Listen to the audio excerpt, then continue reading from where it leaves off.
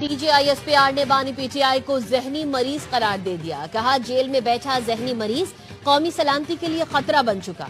उसका बयानिया अब नहीं चलेगा। वो जहनी मरीज फौज और उसके सरबराह के खिलाफ जहर उगल रहा है। वो शख्स अपनी जात का कैदी है। अपने ही पार्टी के लोगों को NDU जाने पर गद्दार कहता है। तुम हो कौन, किसकी जबान बोल रहे हो? वो समझता है मैं नहीं तो कुछ नहीं। वो कहता है उसके हाथ चलें तो ठीक, वरना सब गलत है। अब उसकी सियासत खत्म हो चुकी। माजी के सियासतदानों ने कभी ऐसा काम नहीं किया जो ये शख्स कर रहा है। जो हमने आज कहा पहले कभी नहीं कहा, जो इन्होंने किया वो भी पहले कभी किसी ने नहीं किया। तुम होते कौन हो बात करने वाले? मुसल्लह फौज में हर तबके से बच्चे आते हैं। हमने जनाजे इकट्ठे उठाने होते हैं। हमने एक साथ जान देनी और लेना होती है।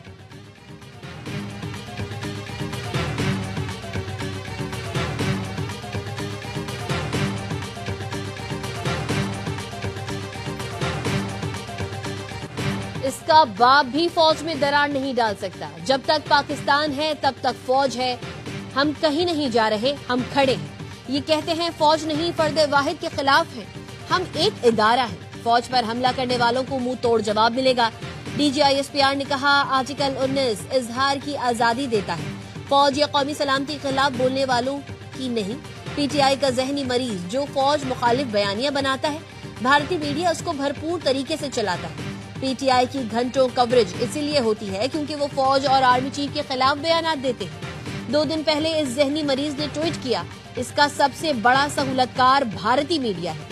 इसके बाद वो बयानिया अफगानिस्तान का मीडिया चलाता है। अपनी औलादों को इस फौज में भिजवा नहीं तो बाहर रखा हुआ है। अपनी औलाद को खवारिज और भारतीय फौज के आगे भेजो। अब मनफी प्रोपेगेंडे के खात्मे का वक्त आ गया।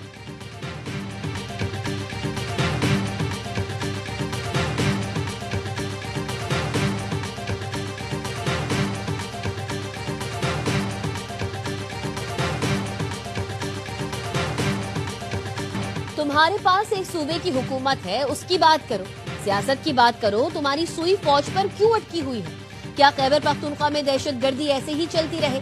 DGISPR कहते हैं दहशतगर्दों को स्पेस देने की वजह क्या है? टेरर पॉलिटिकल गठजोड़ भी है जो इसके खिलाफ जाता है। इस पर हमला करा दिया जाता है। उनका बयानिया है कि इंटेलिजेंस बेस्ड ऑपरेशन ना करें, दहशतगर्दों से बात करें।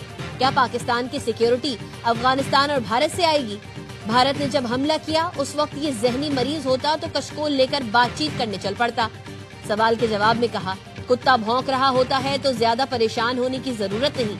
अवाम बहुत बाशऊर है। गवर्नर राज लगाना ना लगाना हुकूमत का फैसला है, वही करेगी। गवर्नेंस के गैप को हम अपने शहीदों के खून से पूरा करेंगे।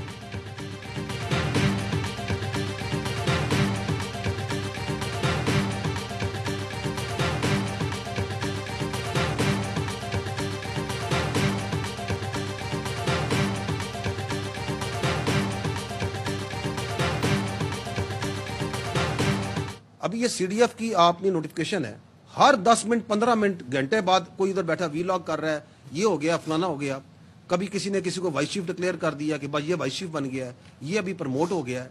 तो यार तुम्हें क्या ऑब्सेशन है फौज के साथ? अब ये CDF की नोटिफिकेशन के ऊपर तो एक सैलाब था झूठ का और प्रोपेगेंडे का जो इन्होंने शुरू किया हुआ। यार प्लीज ग्रो अप, कोई असल इश्यूज पे बात करें। फौज की एक खबर को लेके ये अफसर उधर चला गया, ये इधर आ गया, वो इधर प्रमोट हो गया, इसने इधर प्रमोट कर दिया। CDF के नोटिफिकेशन पर हर कोई 10 से 15 मिनट बाद ट्वीट करता रहा। अपनी मर्जी से CDF का जाली नोटिफिकेशन बनाकर चला दिया। बड़े हो जाओ, असल मसाइल पर बात करो। DGISPR का कहना है एक अफसर की तस्वीर लेकर प्रोपेगेंडा करते हैं। रिटायरमेंट एक्सटेंशन का बयानिया शुरू कर दिया। सोशल मीडिया पर बयान दाग दिया। सीनियर रिटायर्ड फौजी अफसर के घर पर हमला हो गया। फला ये सोच रहा है, वो सोच रहा है। तुम बाहर बैठे हो, तुम्हें क्या पता? क्या ये आजादी इजहार राय है? ये कौन सी सियासत है? चीफ ऑफ डिफेंस फोर्सेस की तैनाती पर सबको मुबारकबाद पेश करता हूँ। CDF हेडक्वार्टर्स जंगी मामलात पर मुकम्मल आगाही फराहम करेगा।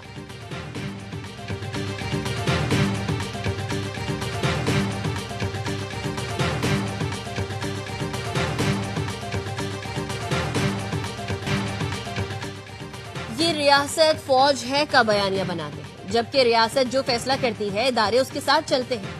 कोरोना में रियासत ने फैसला किया NCOC फौज चेयर करेगी। हमारे हजारों जवानों ने अपना अपना किरदार अदा किया। ریاست کبھی فیصلہ کرتی ہے کہ فوج سے صفائی کرانی ہے تو فوج منع نہیں کرتی. ان کی پوری سیاست ریاست کے اس ادارے کے خلاف ہے. اس شخص اور اس کے حواریوں کا سارا بیانیہ فوج کے خلاف ہے. 3 دن پہلے ایک ملاقات ہوئی, اس کا بیانیہ ہیومن رائٹس بیماری پر بنایا جا رہا تھا. ملاقات کے بعد جو باتیں کی گئیں وہ بھی سب نے دیکھی. اس شخص کی بہن باہر آ کر بھی وہی باتیں کر رہی ہے جو بیانیہ بنایا جاتا ہے.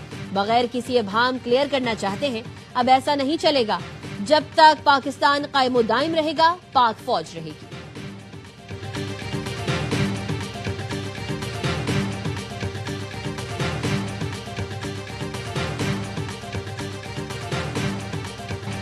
افواج پاکستان میڈیا اور سوشل میڈیا پر نہیں چلتی. فوج کسی علاقے, لسانیات, مذہبی جھکاؤ, سیاسی سوچ یا مکتب فکر کی نمائندگی نہیں کرتی.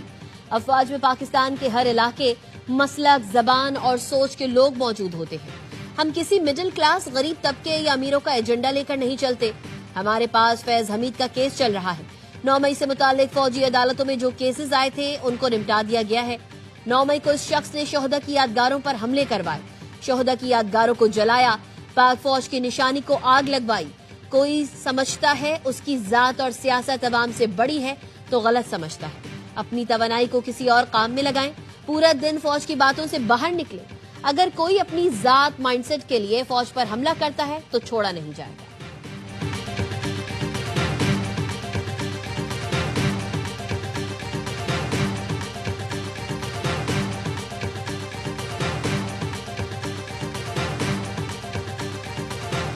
ایک منصوبے کے تحت یہ پی ٹی آئی کے جو لوگ ہیں, جس گھٹیا باتیں کرنے والے, ایک تصادم اور ایک تصادم کے لیے لے کے چل رہے ہیں. اس کو بھی جیل کی کالی کوٹری میں ایسی جگہ لے گئے جہاں سے واپسی نہیں ہو سکتی.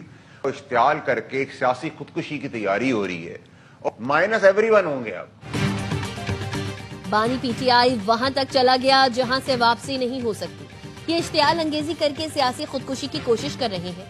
اب صرف مائنس بانی پی ٹی آئی نہیں بلکہ مائنس ایوری ون ہوگا. سینیٹر فیصل واوڈا کی پروگرام اعتراض ہے میں گفتگو. کہا افواج اور پاکستان کے دشمنوں کی صفائی بہت ضروری ہے.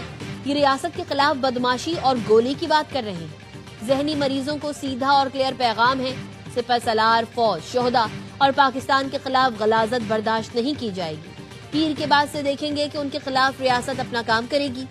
کچھ مٹھی بھر لوگ ہیں جن کو مٹھی میں مروڑ دیا جائے گا. پی ٹی آئی اب زبان کی بنیاد پر تفرقہ ڈالنا چاہتی ہے. ان کو پتا ہے نا اہلی کی تلوار لٹک رہی ہے. پی ٹی آئی چاہتی ہے کہ گورنر راج لگے اور ان کو سیاسی شہید بننے کا موقع ملے.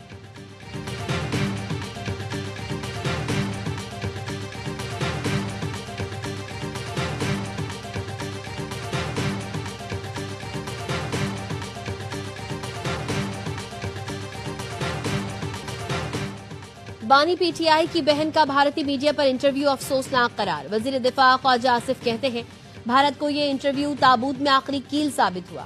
آج سے پہلے اسٹیبلشمنٹ نے ایسی مخالفت نہیں کی. پی ٹی آئی رہنما بول چکے ہیں بانی نہیں تو پاکستان نہیں. ملک سے باہر بیٹھے لوگ سوشل میڈیا پر آل فال بولتے ہیں. باہر سے ملک اور فوج کے خلاف باتیں ہوتی ہیں, گالیاں دی جاتی ہیں. ملک دشمنوں کی آج تک کوئی مذمت نہیں کرتا ہے. ان لوگوں نے 9 مئی کا کیا جو تاریخ میں کسی اور نے نہیں کیا. یہ جو زہر آلود ماحول ہے اس کے ذمہ دار پی ٹی آئی ہے.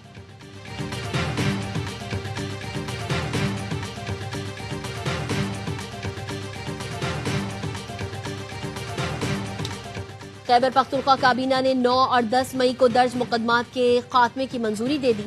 وزیر اعلیٰ سہیل آفریدی کی زیر صدارت کابینہ اجلاس میں فیصلہ. ذرائع نے بتایا 9 مئی واقعات کی تحقیقات کے لیے کمیٹی تشکیل دینے کی بھی منظوری دی گئی. ایڈوکیٹ جنرل شاہ فیصل نے بتایا کے پی میں 9 اور 10 مئی کو 300 سے زائد مقدمات درج کیے گئے. کچھ مقدمات پہلے ہی عدالتوں سے ختم ہو چکے. مقدمات پی ٹی آئی وزراء, اراکین اسمبلی اور کارکنان کے خلاف درج کیے گئے.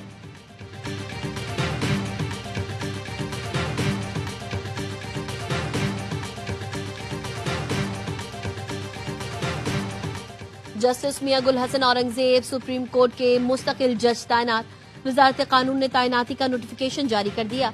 جسٹس ظفر احمد راجپوت کی chief justice Sindh high court تقرری کی منظوری. صدر مملکت آصف علی زرداری نے تقرری کی منظوری دی.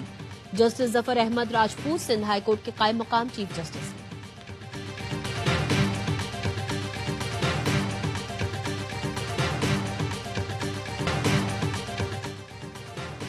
سوات کے علاقے مٹا میں تیز رفتار کار بے قابو ہو کر کھائی میں جا گری. حادثے میں ایک شخص جاں بحق اور 3 زخمی ہو گئے. لاش اور زخمیوں کو اسپتال منتقل کر دیا گیا.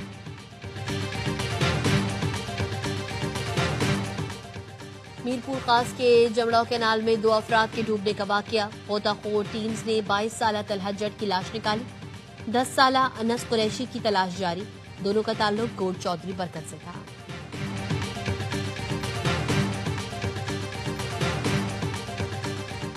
چلاس میں 2 سال قبل ضبط کیے گئے 51 ٹن چلغوزے کی نیلامی کے خلاف احتجاج. چلغوزہ ایسوسی ایشن نے شاہراہ کراکرم پر دھرنا دے دیا. احتجاج کے باعث شاہراہ ریشم پر گاڑیوں کی قطاریں لگ گئی.